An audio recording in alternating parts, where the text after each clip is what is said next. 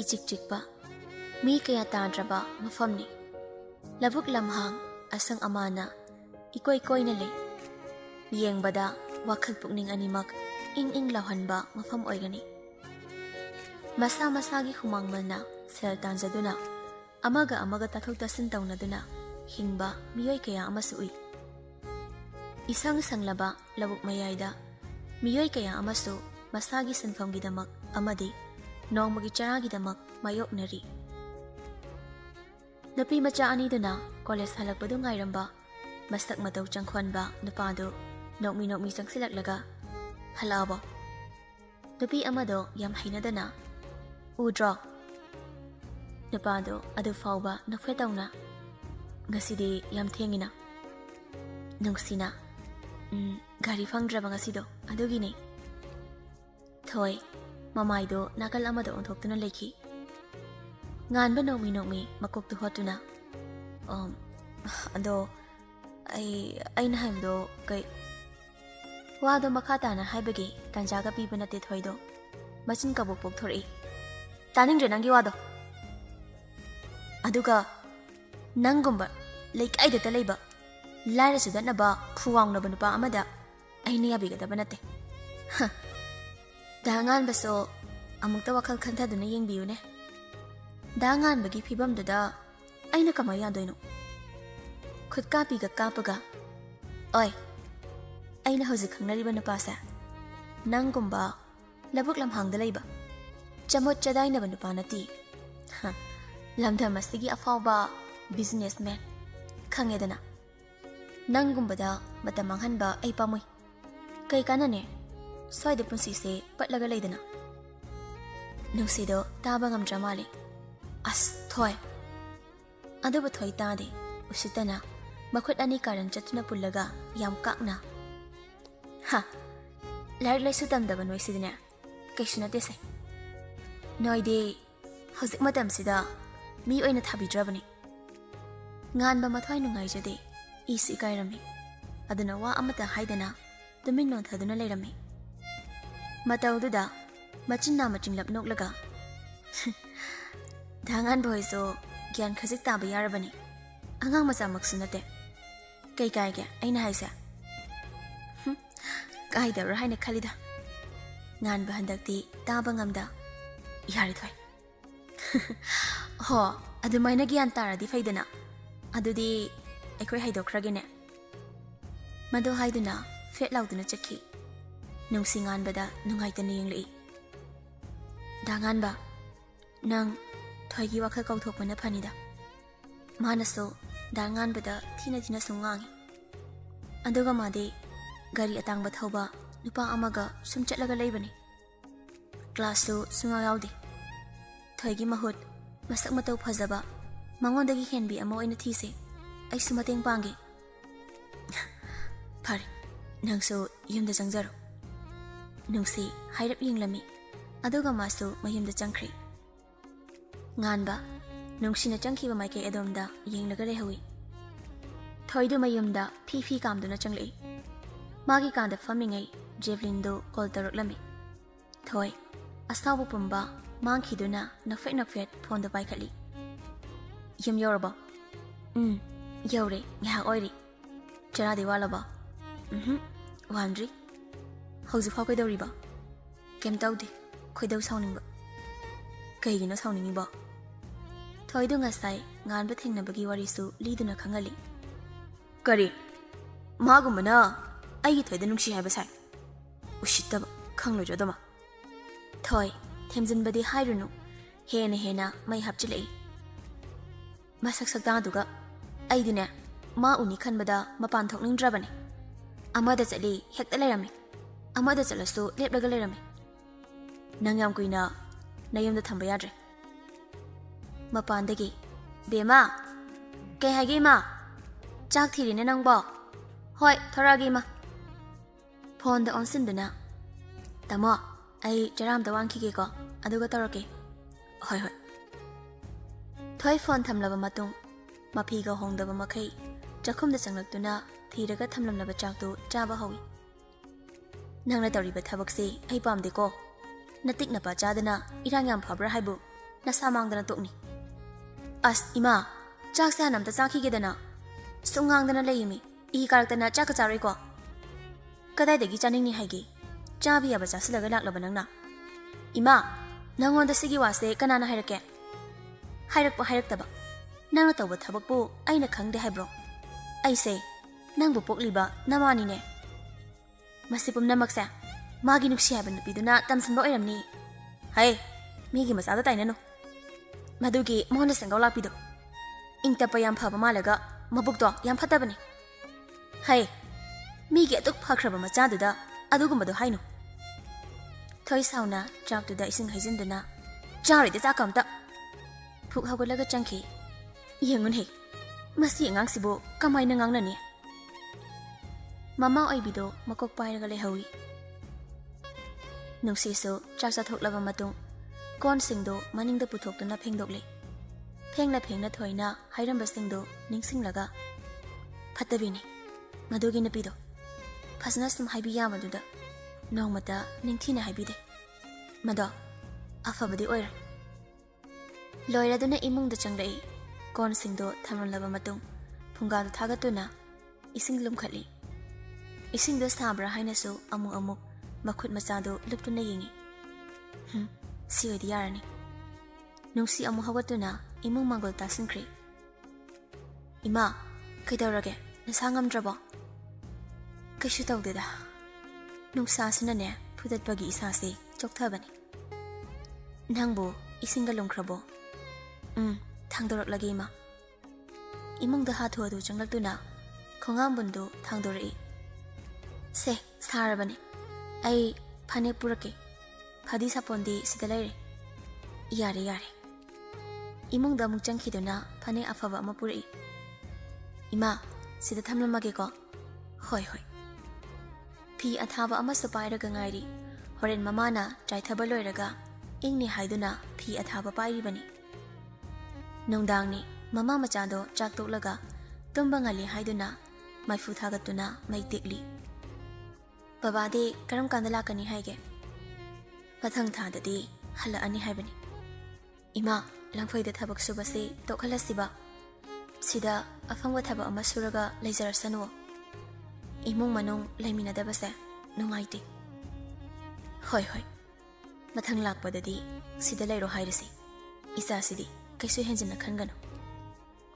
Anduga babana purpa seldo.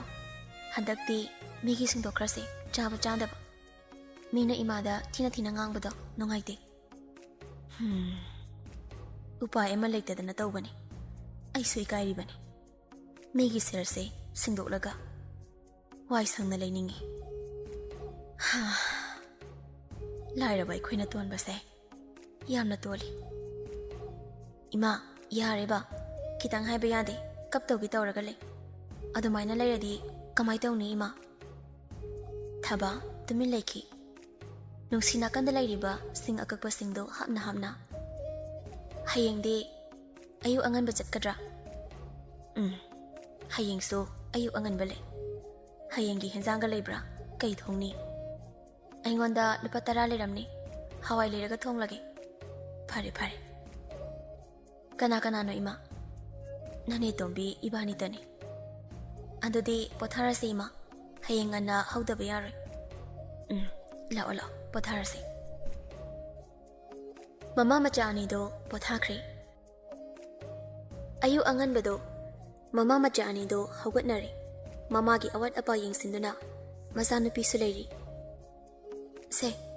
Sitan se aina hausi hawbani. Si horen yawbaga ini tombiga chaw. Kadai. Khangduda hapchinkri. Thabana. Cha isingado ningthina thonglaga chatho. Aduga imagidi thiramlanu. Ima thizarage. Kore satba kauni ko. Kauride ima. Bem. Nangi barana kaidage. Cycle da chatlagi ima. Bem. Nama nabisingdi. Car gari da thile. Nangi na cycle da chatoiba. Aidi kem khanbidena. Mapandagi tombi na kawraklami.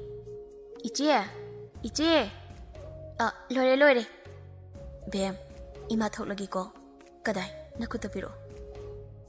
ꯅꯨꯡꯁꯤ ꯃꯁꯥꯅ ꯈꯪꯅ ꯃꯈꯨꯠꯇꯨ ꯃꯃꯥꯗ ꯄꯤꯔꯛꯏ. ꯊꯕꯥ ꯃꯆꯥꯅꯨꯄꯤꯕꯨ ꯄꯤꯛꯇ ꯄꯤꯛꯂꯤꯕ ꯑꯉꯥꯡꯒꯨꯝ ꯈꯟꯖꯩ. ꯑꯗꯨꯅ ꯃꯆꯥꯅꯨꯄꯤꯕꯨ ꯃꯥꯅ ꯆꯠꯊꯣꯛꯑꯝꯗꯥꯏ ꯈꯨꯗꯤꯡ ꯃꯅꯝ ꯅꯝꯕꯤꯔꯝꯕꯅꯤ.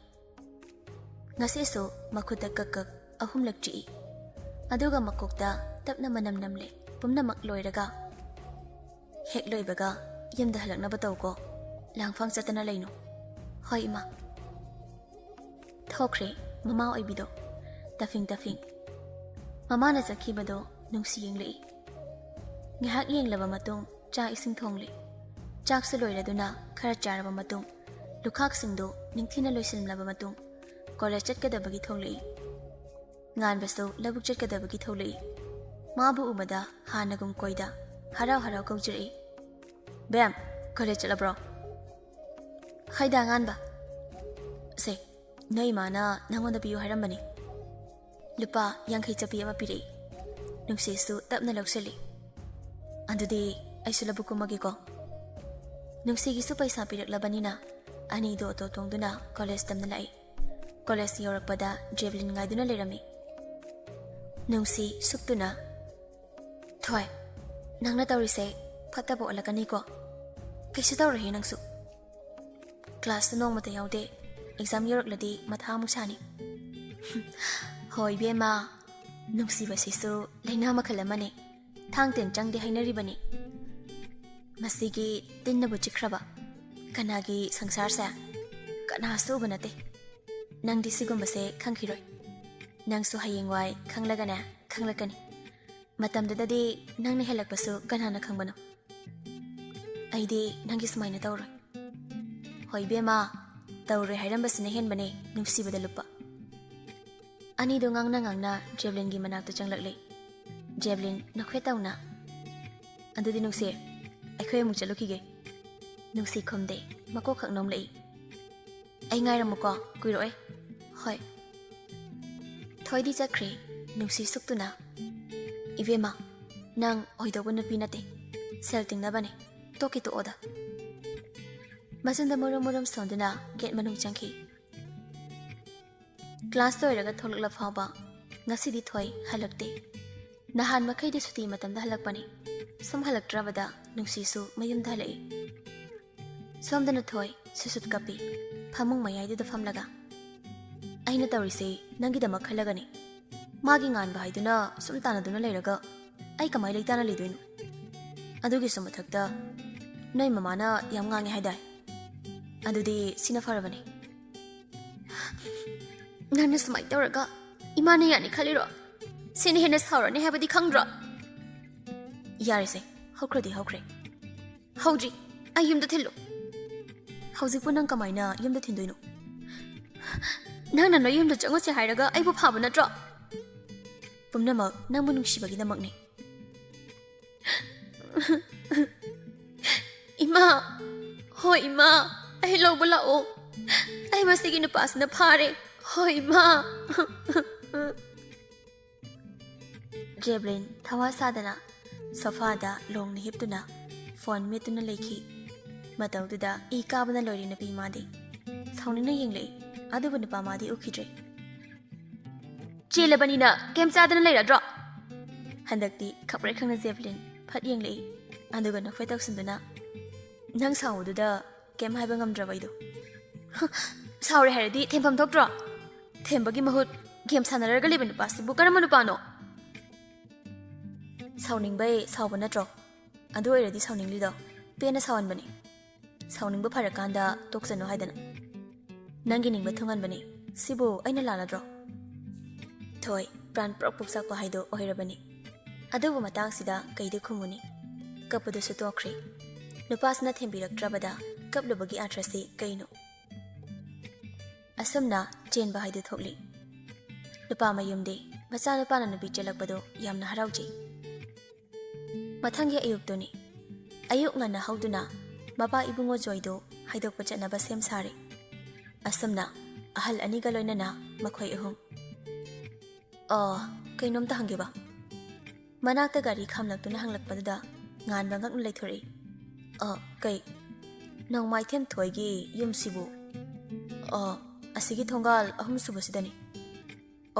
ꯌꯥꯝ ꯅꯨꯡꯉꯥꯏꯖꯔꯦ ꯀꯥꯔꯗꯨꯁꯨ ꯊꯧꯈ꯭ꯔꯦ ꯉꯥꯟꯕ ꯆꯤꯡꯅꯅ ꯊꯣꯏ ꯍꯣꯏꯒꯤ ꯏꯃꯨꯡꯗ ꯀꯩ ꯊꯣꯛꯑꯖꯥꯠꯅꯣ ꯋꯥꯈꯜꯁꯨ ꯏꯅꯨꯡ ꯅꯨꯡꯉꯥꯏꯖꯗꯦ ꯀꯥꯔ ꯑꯗꯨꯁꯨ ꯊꯣꯏꯒꯤ ꯊꯣꯡꯒꯥꯜꯗ ꯈꯥꯝꯂꯔꯦ ꯑꯍꯜ ꯑꯃꯅ ꯃꯤꯍꯨꯜꯁꯤ ꯀꯩꯅꯣꯝ ꯏꯇꯧ ꯇꯧꯏꯗ ꯀꯌꯥ ꯅꯨꯡꯉꯥꯏꯗꯧ ꯃꯥꯟꯗꯦ ꯑꯇꯣꯞꯄ ꯑꯃꯗꯁꯨ ꯃꯪꯁꯨ ꯀꯌꯥ ꯀꯩꯗꯧꯔꯝꯗꯦ ꯖꯣꯏ ꯅꯣꯛꯃꯤ ꯀꯩꯁꯨ ꯇꯧꯔꯣꯏꯗ ꯅꯣꯏꯁꯤꯅ ꯄꯪꯈꯟꯗ ꯈꯟꯖꯤꯜꯂꯤ ꯅꯪꯅꯗꯤ ꯍꯥꯏꯔꯤꯕ ꯃꯃꯥꯡꯗ ꯆꯠꯂꯨꯕ ꯀꯌꯥꯗꯣ ꯑꯁꯨꯝꯅ ꯇꯧꯈꯤꯗꯦ ꯑꯩꯗꯤ ꯑꯍꯥꯟꯕꯅꯤ ꯖꯣꯏꯅ ꯆꯪꯂꯒ ꯌꯦꯡꯂꯨꯕ ꯍꯥꯏꯗꯨꯅꯤ ꯑꯍꯜ ꯑꯃꯅ ꯊꯥꯡ ꯇꯦꯟ ꯆꯥꯗꯅ ꯑꯃꯨꯛ ꯖꯣꯏꯅ ꯏꯍꯦ ꯏꯇꯥꯎ ꯅꯪꯁꯤ ꯑꯣꯟꯊꯣꯛꯅ ꯄꯥꯡꯈꯤꯗ꯭ꯔꯦꯗ ꯑꯗꯨꯒꯤ ꯅꯠꯇꯦꯗ ꯑꯇꯣꯞꯄ ꯑꯃꯗꯨꯅ ꯑꯩꯁꯨ ꯏꯁꯨ ꯎꯗꯧ ꯉꯥꯏ ꯂꯩꯔꯕꯅꯤ ꯑꯃꯨꯛ ꯎꯕ ꯐꯪꯗꯅ ꯆꯠꯂꯗ꯭ꯔꯥ ꯍꯥꯏꯅ ꯄꯥꯈꯠꯂꯤꯕ ꯑꯗꯨꯃꯛꯇꯤ ꯂꯦꯝꯗꯦꯗꯅ ꯌꯥꯔꯦ ꯂꯥꯛꯑꯣ ꯑꯍꯨꯝꯗ ꯆꯪꯂꯛꯏ ꯊꯣꯏꯒꯤ ꯃꯄꯥ ꯏꯕꯨꯡꯉꯣ ꯁ꯭ꯌꯥꯝꯆꯥꯟꯗꯣ ꯁꯥꯎꯅ ꯐꯝꯗꯨꯅ ꯂꯩꯔꯝꯃꯤ ꯃꯅꯥꯛꯇ ꯃꯥꯒꯤ ꯅꯨꯄꯤ ꯔꯤꯇꯥꯁꯨ ꯐꯝꯃꯤ ꯖꯣꯏ ꯍꯥꯏꯔꯞ ꯄꯥꯈꯠꯄꯁꯨ ꯐꯥꯎꯏ ꯑꯗꯨꯕꯨ ꯀꯔꯤꯁꯨ ꯈꯟꯗꯕ ꯁꯥꯗꯨꯅ ꯆꯪꯁꯤꯟꯗꯨꯅ ꯈꯨꯔꯨꯝꯒꯦ ꯍꯦꯛ ꯇꯧꯕꯒꯅꯤ ꯁ꯭ꯌꯥꯝꯆꯥꯅ ꯀꯥꯎꯊꯔꯛꯄꯗꯣ ꯂꯥꯛꯃꯤꯟꯅꯕ ꯑꯅꯤꯗꯣ ꯄꯥꯈꯠꯅ ꯁꯠ ꯍꯟꯗꯣꯛꯏ ꯖꯣꯏ ꯈꯤꯇꯪ ꯁꯥꯎꯅꯤꯡꯕ ꯐꯥꯎꯏ ꯑꯗꯨꯕꯨ ꯎꯠꯊꯣꯛꯇꯦ ꯌꯨꯝꯁꯤꯗ ꯀꯩꯒꯤ ꯂꯥꯛꯄꯅꯣ ꯁꯣꯝꯒꯤ ꯏꯆꯥ ꯅꯤꯉꯣꯜꯗꯣ ꯑꯩꯒꯤ ꯏꯆꯥ ꯅꯨꯄꯥꯅ ꯉꯔꯥꯡꯗꯣ ꯃꯣꯏ ꯃꯁꯥ ꯌꯥꯅꯗꯨꯅ ꯂꯥꯛꯂꯦ ꯑꯩꯒꯤ ꯏꯆꯥ ꯅꯤꯉꯣꯜ ꯂꯩꯇꯦ ꯁꯣꯝꯒꯤꯗꯣ ꯃꯐꯝ ꯑꯣꯟꯅꯔꯝꯒꯅꯤ ꯑꯣꯟꯅꯖꯗꯦ ꯑꯩꯈꯣꯏꯁꯨ ꯍꯪꯗꯨꯅ ꯆꯪꯖꯔꯛꯄꯅꯤ ꯑꯩꯒꯤꯗꯤ ꯏꯆꯥ ꯅꯤꯉꯣꯜ ꯁꯤꯈ꯭ꯔꯦ ꯃꯌꯥꯝ ꯂꯦꯡꯕꯤꯈꯤꯕꯅ ꯐꯒꯅꯤ ꯑꯁꯥꯎꯕꯗꯣ ꯐꯥꯊꯕꯤꯌꯨ ꯑꯩꯅ ꯑꯃꯨꯛꯁꯨ ꯍꯥꯏꯔꯤ ꯑꯍꯜꯁꯤꯡ ꯍꯟꯕꯤꯕꯅ ꯐꯒꯅꯤ ꯑꯁꯥꯎꯕꯅ ꯇꯨꯡꯒꯤ ꯈꯟꯗꯕꯗꯣ ꯇꯧꯕꯤꯒꯅꯨ ꯍꯣꯏ ꯁꯥꯎꯐꯝ ꯊꯣꯛꯏ ꯃꯇꯝ ꯆꯥꯗꯅ ꯑꯉꯥꯡ ꯑꯣꯏꯔꯤꯕ ꯃꯈꯣꯏꯅ ꯑꯁꯨꯝꯅ ꯆꯦꯟ ꯆꯣꯡꯗꯨꯅ ꯇꯧꯕꯗꯣ ꯑꯗꯨꯕꯨ ꯁ꯭ꯌꯥꯝꯆꯜ ꯏꯃꯨꯡꯗ ꯆꯪꯈꯤꯗꯨꯅ ꯊꯥꯡꯖꯧ ꯄꯨꯊꯣꯔꯛꯏ ꯃꯇꯧꯗꯨꯗ ꯔꯤꯇꯥ ꯄꯥꯈꯠꯅ ꯃꯣꯏ ꯄꯥꯕꯨꯡ ꯑꯍꯜ ꯑꯍꯨꯝꯗꯨꯁꯨ ꯃꯤꯍꯨꯜ ꯆꯪꯈꯠꯈ꯭ꯔꯦ ꯆꯠꯀꯦ ꯍꯥꯏꯕ꯭ꯔꯥ ꯆꯠꯂꯣꯏ ꯍꯥꯏꯕ꯭ꯔꯥ ꯅꯣꯏ ꯑꯍꯜ ꯑꯃ ꯃꯁꯨ ꯐꯪꯅꯤ ꯍꯥꯏꯕꯗꯣ ꯂꯦꯛꯊꯈ꯭ꯔꯦ ꯃꯇꯧꯗꯨꯗ ꯑꯅꯤꯗꯨ ꯌꯦꯡꯅꯩ ꯑꯗꯨꯒ ꯃꯣꯏ ꯑꯅꯤꯅ ꯉꯝꯅꯕ ꯊꯥꯡꯗꯨꯅ ꯊꯣꯛꯈꯤ ꯎꯁꯤꯠꯇꯕ ꯁꯥꯗꯅ ꯖꯦꯕ꯭ꯂꯤꯟꯒꯤ ꯃꯃꯥ ꯑꯃꯗꯤ ꯃꯅꯦꯁꯤꯡꯅ ꯊꯣꯏꯕꯨ ꯂꯧꯔꯨꯔꯤ ꯃꯈꯣꯏꯗꯤ ꯂꯥꯏ ꯂꯥꯛꯄꯁꯤꯡꯉꯥꯏ ꯑꯃꯨꯛꯇꯣꯏꯕ ꯅꯣꯛꯄꯒ ꯈꯦꯕꯒ ꯃꯈꯣꯏ ꯃꯌꯥꯝꯒꯤ ꯃꯤꯅꯣꯛꯁꯤꯡꯒꯤ ꯃꯔꯛꯇ ꯅꯤꯡꯕ ꯀꯥꯏꯕꯒꯤ ꯃꯥꯏꯊꯣꯡꯗ ꯂꯩꯔꯤꯕ ꯃꯤꯑꯣꯏ ꯀꯌꯥ ꯑꯃꯁꯨ ꯌꯥꯎꯔꯤ ꯑꯗꯨ ꯀꯨꯏꯅ ꯃꯥꯕꯨ ꯂꯨꯝꯖꯔꯛꯄ ꯀꯅꯥ ꯑꯃꯠꯇ ꯍꯟꯅ ꯌꯦꯡꯗ ꯃꯥꯇꯕꯨ ꯉꯥꯏꯗꯨꯅ ꯂꯩꯔꯛꯄꯅꯤ ꯍꯟꯅ ꯌꯦꯡꯕꯤꯗ꯭ꯔꯕꯁꯨ ꯅꯣꯡꯃ ꯃꯥꯒꯤ ꯅꯨꯡꯁꯤꯕ ꯃꯁꯛ ꯈꯪꯂꯛꯈꯤꯅꯤ ꯈꯟꯅ ꯉꯥꯏꯗꯨꯅ ꯂꯥꯛꯄꯗꯨ ꯉꯁꯤꯒꯤ ꯅꯨꯃꯤꯠꯁꯤꯗ ꯑꯁꯥ ꯄꯨꯝꯅꯃꯛ ꯀꯥꯏꯈ꯭ꯔꯦ ꯇꯔꯪ ꯆꯠꯈ꯭ꯔꯗꯨꯅ ꯅꯨꯡꯁꯤꯒꯤ ꯃꯅꯥꯛꯇ ꯂꯥꯛꯇꯨꯅ ꯍꯪꯂꯔꯦ ꯉꯥꯟꯕ ꯃꯥꯁꯨ ꯕꯦꯝ ꯊꯣꯏ ꯆꯦꯜꯂꯦ ꯍꯥꯏꯁꯦ ꯆꯨꯝꯕ꯭ꯔꯣ ꯅꯨꯡꯁꯤ ꯈꯨꯝꯐꯝ ꯈꯪꯗꯦ ꯉꯥꯟꯕꯒꯤ ꯅꯤꯡꯉꯝꯗꯕ ꯁꯛꯇꯝꯗꯣ ꯌꯦꯡꯗꯨꯅ ꯂꯩ ꯂꯥꯡꯇꯛꯅꯔꯕ ꯅꯨꯄꯥꯁꯤꯗꯤ ꯍꯟꯖꯤꯟꯅ ꯍꯪꯂꯛꯏ ꯈꯨꯝꯃꯣ ꯕꯦꯝ ꯃꯥ ꯆꯦꯟꯈ꯭ꯔꯦ ꯍꯥꯏꯁꯦ ꯀꯌꯥꯝ ꯆꯨꯝꯂꯕ ꯋꯥꯐꯝꯅꯣ ꯅꯠꯇꯦ ꯍꯥꯏꯌꯨ ꯃꯥ ꯅꯠꯇꯦ ꯍꯥꯏꯌꯨꯀꯣ ꯉꯥꯟꯕ ꯑꯩꯒꯤ ꯆꯤꯡꯅꯕꯁꯤ ꯀꯣꯛꯍꯜꯂꯣ ꯕꯦꯝ ꯊꯣꯏ ꯍꯣꯏꯗ ꯑꯍꯜ ꯑꯍꯨꯝ ꯆꯪꯈꯤ ꯑꯩꯉꯣꯟꯗ ꯌꯨꯝ ꯍꯪꯂꯛꯄꯅꯤ ꯑꯩꯅ ꯇꯥꯛꯄꯤꯈꯤꯕꯅꯤ ꯅꯨꯡꯁꯤ ꯍꯥꯏꯗꯕ ꯌꯥꯗꯕ ꯋꯥꯐꯝ ꯑꯣꯏꯕꯅ ꯊꯣꯏꯗꯣ ꯉꯔꯥꯡ ꯌꯨꯝꯗ ꯍꯜꯂꯛꯇ꯭ꯔꯦ ꯑꯩꯅ ꯉꯥꯏꯔꯝꯕꯅꯤ ꯂꯥꯛꯃꯟꯗ꯭ꯔꯕꯗꯨꯗ ꯑꯩꯁꯨ ꯍꯜꯂꯛꯑꯦ ꯉꯥꯟꯕ ꯃꯃꯣꯟ ꯅꯣꯛꯅ ꯃꯥ ꯆꯦꯟꯈ꯭ꯔꯕ ꯑꯣꯏꯔꯦ ꯏꯟꯗꯣꯝꯆꯥ ꯔꯤꯇꯥ ꯍꯣꯏꯁꯨ ꯌꯥꯝ ꯁꯥꯎꯍꯧꯕꯅꯤ ꯏꯟꯊꯣꯛꯈꯤꯅꯦ ꯍꯥꯏꯍꯧꯕꯅꯤ ꯉꯔꯥꯡ ꯑꯩ ꯆꯠꯂꯨꯏ ꯉꯥꯟꯕ ꯇꯨꯃꯤꯟꯅ ꯂꯩꯔꯛꯂꯤ ꯀꯣꯛꯊꯛꯇ ꯑꯆꯧꯕ ꯆꯤꯡꯖꯥꯎꯅ ꯅꯜꯂꯛꯄꯒ ꯆꯞ ꯃꯥꯟꯅꯔꯤ ꯃꯁꯥꯗꯨ ꯂꯨꯝꯊꯔꯛꯂꯤ ꯑꯗꯨꯕꯨ ꯃꯄꯤ ꯃꯔꯤꯛ ꯑꯃꯇ ꯈꯖꯥꯏꯊꯛꯇ ꯆꯦꯟꯊꯍꯟꯗ ꯇꯨꯃꯤꯟꯅ ꯐꯥꯊꯔꯛꯏ ꯂꯝ ꯍꯦꯜꯂꯕ ꯊꯃꯣꯏ ꯑꯗꯨꯒꯤ ꯅꯤꯡꯉꯥꯏꯗꯣ ꯉꯥꯟꯕꯒꯤ ꯃꯇꯧꯗꯣ ꯅꯨꯡꯁꯤ ꯅꯨꯡꯉꯥꯏꯕ ꯅꯠꯇꯦ ꯀꯥ ꯍꯦꯟꯅ ꯈꯟꯖꯤꯜꯂꯨꯅꯨ ꯗꯥꯉꯥꯟꯕꯒꯤꯁꯨ ꯃꯉꯣꯟꯗꯒꯤ ꯍꯦꯟꯅ ꯒ꯭ꯌꯥꯟ ꯇꯥꯕꯤ ꯃꯁꯛ ꯐꯖꯕꯤ ꯗꯥꯉꯥꯟꯕꯕꯨ ꯊꯋꯥꯏꯗꯤ ꯍꯦꯟꯅ ꯅꯨꯡꯁꯤꯕ ꯈꯟꯖꯕ ꯑꯃ ꯂꯥꯛꯈꯤꯅꯤ ꯃꯥ ꯑꯃ ꯆꯠꯈꯤꯕꯁꯦ ꯗꯥꯉꯥꯟꯕꯒꯤ ꯂꯥꯏꯕꯛ ꯐꯕꯅꯤ ꯇꯥꯏꯕꯪ ꯃꯄꯨꯅ ꯗꯥꯉꯥꯟꯕꯕꯨ ꯀꯟꯕꯤꯔꯕꯅꯤ ꯈꯟꯗꯣꯛꯑꯣ ꯕꯦꯝ ꯅꯨꯡꯁꯤ ꯇꯞꯅ ꯉꯥꯟꯕꯒꯤ ꯃꯀꯣꯛꯇ ꯅꯥꯟꯊꯕꯤꯔꯛꯏ ahal amagum taraklibadu ubada nganba adu kairaba thamoidumaktada nomi taraktuna phagiga se tarakli ahal ga sadana taraklisina kai haiba lesabi ki mangda kapkai tawrido ikaidro kapkai tawsu tawdana machin ga se kaya da thirinu yengone thamoi kaibada oidaba ngangba laklaba is adoda nganba thoise kaida phajage wahangda nganba noktuna khangde hedudi aina khaline da nganba se mamitang jalana ai chale he nganba thokre tha kharagi matung kai gi selno amata leide Jeblin mamaido makhutna hotuna mamit uiri napi khangi ko ai satpiro haibane nang nai ngonda pibra kai de selno ai de leide sibo sanara likla ama piro dudi ho lei tremta nang lakhokpada napi nang thazlak tringai da yam thuna piro Jeblin hairi sangslaktuna magi napi bu phugi tawi thoina makhutta pharaga kaino ha kaino nang nai ngonda toriba mayam sibo aibu namdana phabibadu aibu sumaina thamnabro kare aina phai haba hoi bema nasak mata duga chapikhro ai ingna leijarage kaigi maithem torino ha kaigi no aibu maithem tobi sibo kai hobasu nupa na khoina hoba aduga mirai basu na khoina aduda khangde selpiro thoi Hisi da ki dun thamli basal du biduna se pukro se somdana mapurai bana ikol suri bado waram lani khandana nungsido chapu thori dangan ba se ngan ba thabak siram badu leplaga kada nungsi su chanda biduna sida kai thaduna dada hawai truck tharage aduga amagi sina alu tharage nungsi nawi sangsendana Fizidana magi mapuroi bagi mamai mamit daithokpi thabo yam phaida nupisa yam tawzaning bado thabak surasu waba khangre aigi nupi leibadagi waba yande aigi nupadi nganba nomi magi bemgi mamaida talapna paiduna masidi ado mama hoide halaktribo halaktri khara thengkani harami joso Nangso thabak tawjawro hoi chada thaksilo class do pusin khrage ngan basu sada thaksili aduga pire se pusangro nungsi class do laksali aduga changkri ngan basu thabak to makha sathai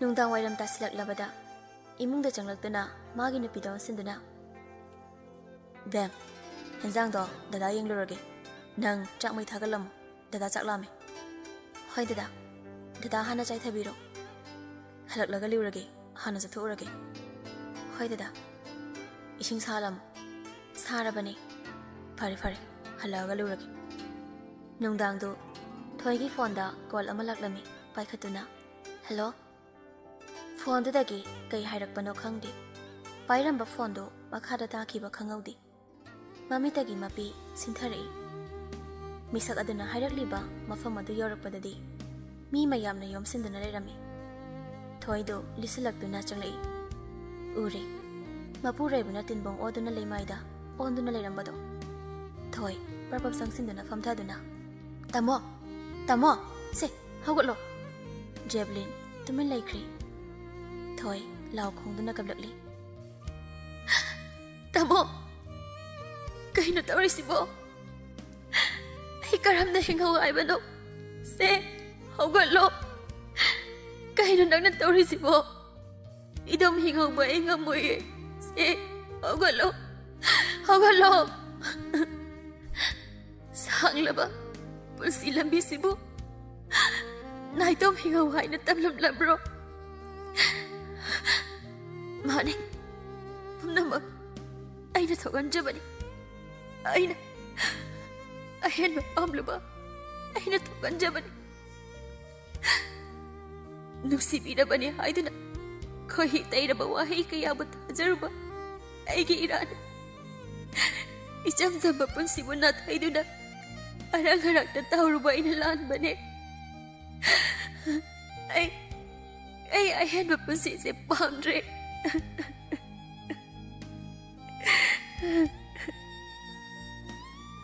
वारी असे मतंग असदा लोइसिनजरी पाथौसाखिबा मतमदा असर अरन यावख्रबसु ताबिरिबसिंगना पुचल चावना ngakpinaba haijari aduga loisilakpada writer dagi wafum amatang thamjari madudi mayamda piningliba message ti atai kari sunate aina khangnariba misak ado kanano karino thigata aibu nungsibirabani haiduna chatluba makhoi asabi yaudaba nate hoi pumnamak asumna tarongani habadi nate adubu karigumba kanda thokpasu yawi wari asi nahasinggidamak maru oina semjabani